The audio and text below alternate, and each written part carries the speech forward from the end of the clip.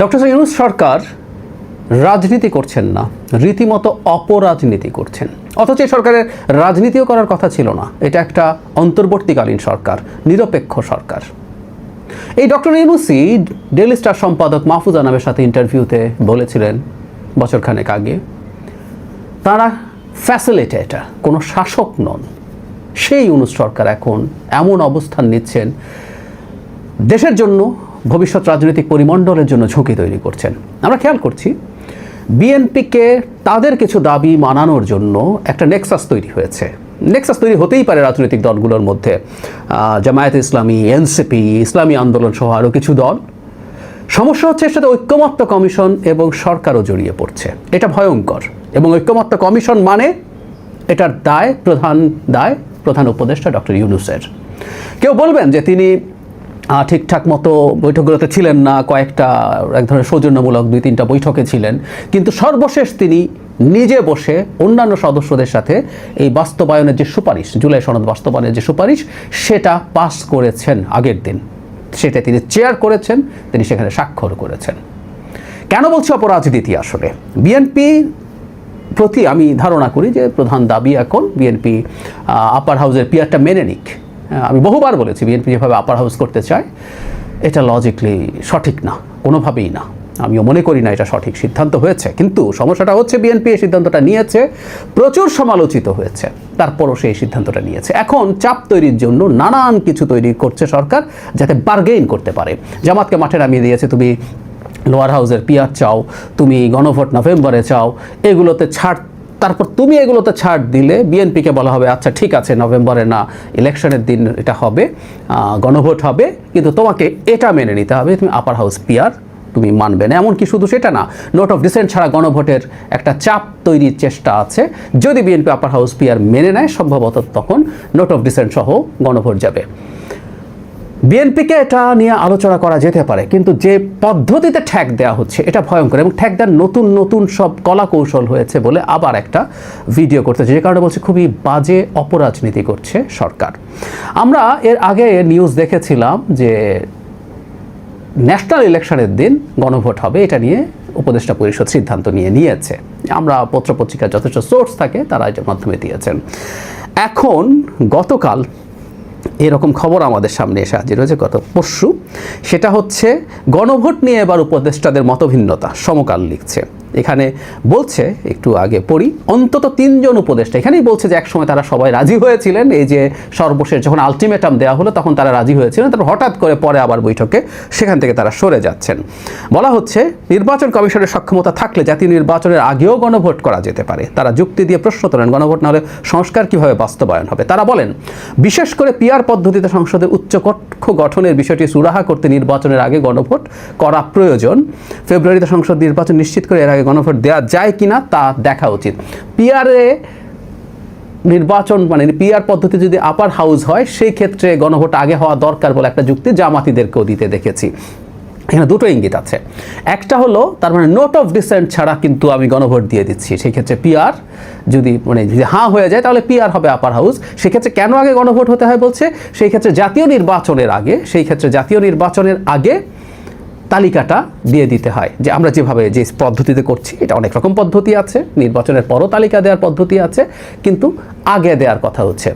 প্রথম কথা হচ্ছে পিআর যদি আমরা করি আপার হাউসে, তাহলে এইবার আমরা পরের তালিকা দিয়েও করতে পারি, পরবর্তীতে সংবিধানে সেটা ইনক্লুডেড হবে যে আগে দিতে হবে, তাতে সমস্যা নেই। তারপরও যদি বলি না এতেও চলবে না, আমার আগেই দিতে হবে, তারপরও কিন্তু টেন্টেটিভ একটা তালিকা আপনি রাখতে পারেন। যদি গণভোটে হ্যাঁ জয়ী হয় তাহলে আমরা পিআর করব, এবং সেই ক্ষেত্রে আমরা আগে দেয়া তালিকা থেকেই সিলেক্ট করব।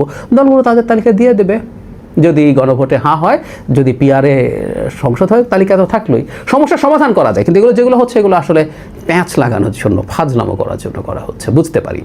আরেকটা ঝামেলা খেয়াল করব আমরা, সেটা হচ্ছে গণপ্রতিনিধিত্ব যে আদেশ আছে সেটায় একটা সংশোধনী প্রপোজড হয়েছিল নির্বাচন ব্যবস্থা সংস্কার কমিশন থেকে। সেটা হচ্ছে এরকম যে জোটে নির্বাচন করলেও যেন প্রতীকটা নিজ দলেরই হয়। মানে এতদিন পর্যন্ত নিয়ম এটা ছিল, কেউ যখন জোটে নির্বাচন করবে যে কোনো দল চাইলে যে কোনো দলের প্রতীক নিতে পারে। মানে আওয়ামী লীগের জোট হলে যেই দলই হোক না কেন নৌকা নিতে পারবে, আবার টেকনিক্যালি আওয়ামী লীগের কেউ অন্য দলের প্রতীক নিতে পারবে। এটা বাদ দিয়ে নিজ নিজ প্রতীকে নির্বাচন করার কথা ছিল। এক ধরনের যুক্তি ছিল এরকম যে একটা দলকে নির্বাচন কমিশন নিবন্ধন দেয়, মার্কা দেয়, নির্বাচন কমিশন দেখতে চায় যে সে তার মার্কা নিয়ে প্রতিদ্বন্দ্বিতা করছে। কিন্তু আমাদের এটা ছিল না, ফলে এতদিন পর্যন্ত যেটা হয়েছে ছোট দলগুলো চেষ্টা করতো বড় দলের প্রতীক নিয়ে নির্বাচন করার জন্য, ধানের শীষ, নৌকা।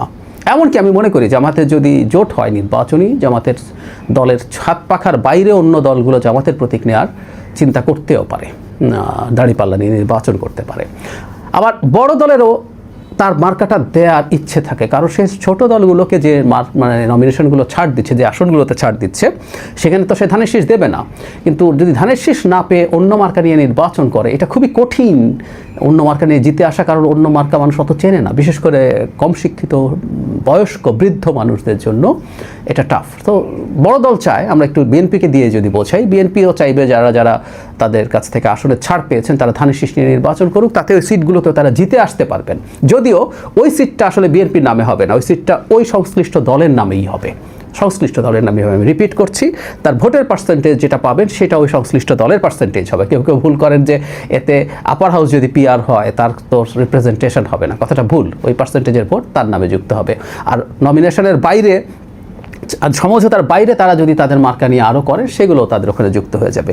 তো এটা আরপিওর ঢোকানোর জন্য প্রপোজ করেছে নির্বাচন কমিশন। দীর্ঘদিন থেকে আলাপ চলছিল, বিএনপি ফরমালি এটার বিরুদ্ধে অভিযোগ করেছে, বিএনপি শরিকরা অভিযোগ করেছে, কিন্তু নির্বাচন কমিশন গেজেট করে এটাকে কনফার্ম করে দিয়েছে, ফাইনাল করে দিয়েছে অ্যাপারেন্টলি।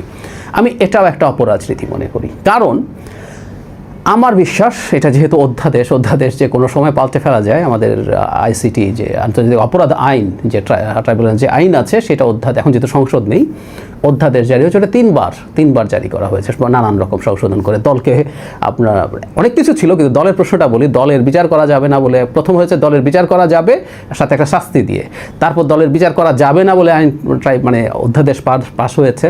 পরে আবার শোরগোল হইলো, হাসনাত আবদুল্লাহদের ওই পাতানো খেলা যখন হলো, তখন আবার এটাকে ঢোকানো হয়েছে। সো এটা ব্যাপার না, আমি ধারণা করি এটাও সরিয়ে ফেলা হবে যদি বিএনপি তাদের শর্তে রাজি হয়।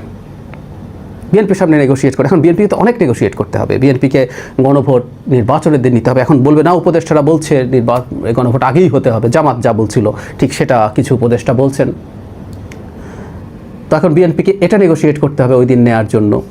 বিএনপিকে নেগোশিয়েট করতে হবে, আরপিওর এটা চেঞ্জ করতে হবে, কারণ তার শরিকদেরকে তাদেরকে জিতিয়ে আনতে হবে, শরিকরা সেটা চাইবে। তো সরকার বলবে আমি তোমাকে এত ছাড় দিচ্ছি, তুমি ওই ছাড়টা দাও, ওই ছাড়টা দিয়ে তুমি আমাদের দাবি যদি মেনে নাও তাহলে আমরা এগুলো করব এবং নোট অফ ডিসেন্ট সরিয়ে টরিয়ে একটা মোটামুটি একটা জায়গায় পৌঁছাবো। এই হচ্ছে খেলাটা, বারবার ক্রমাগত এই কাজটা করছেন।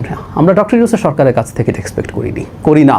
এই সরকার কোনোভাবেই এটা করা উচিত ছিল না, তার ফ্যাসিলিটেটর হওয়া উচিত ছিল।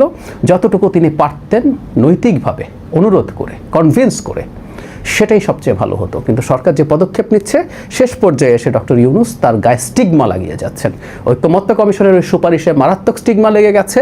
এখন ঐক্যমত্য কমিশনের কাজ শেষ, এখন তিনি সরকারে বসে যে অপরাজনীতির নেতৃত্ব দিচ্ছেন, এটা খুব বাজে হচ্ছে। আমি আশঙ্কা করছি এই জন্য যে আমাদের ভবিষ্যৎ রাজনৈতিক যে প্রেক্ষাপট, ভবিষ্যৎ রাজনৈতিক যে পরিবেশ, যে কালচার, সেটা একটা অপূরণীয় ক্ষতি হচ্ছে, এবং এটা ডক্টর ইউনূসের মতো একজন মানুষের হাত ধরে।